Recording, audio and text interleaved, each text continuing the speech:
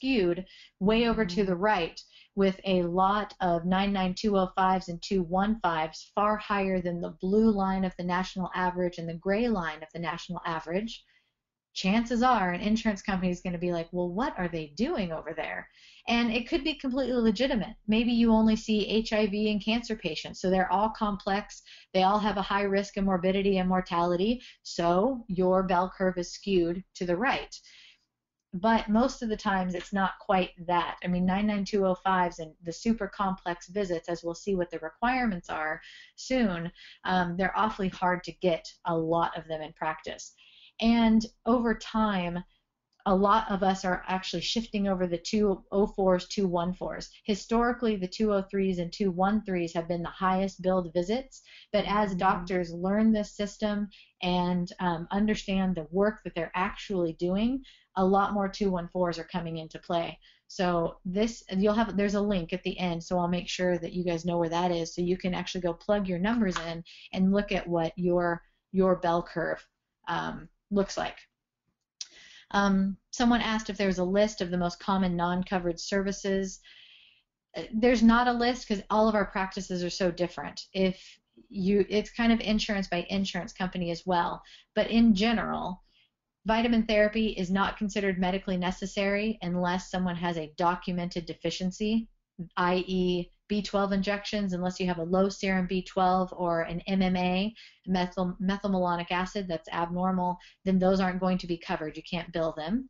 Another example would be unless someone has scurvy, they are not vitamin C deficient, so a Myers cocktail is not going to be covered. Certain injections are covered as far as trigger points, but many are considered investigational, so we'll talk about some of those next week. Complete digestive stool analyses for what bacteria or yeast overgrowth may or may not be happening in the stool, or food intolerance testing or allergy testing. All of that testing is typically outside of the realm of conventional medicine, is going to be considered investigational. If you ever wonder, call the customer service group at a particular insurance company, and you can find out pretty quickly, or call the labs that you order things from, and they're probably going to know whether or not they get covered by insurance as well. And someone asks, what do you advise to do when a patient asks that you not bill insurance that you're contracted with because it costs them less? You can, at least in Washington, you're going to need to look state by state. In Washington, it's my understanding that a patient can opt to pay cash for anything they want to. So typically I would keep a separate chart for the cash services.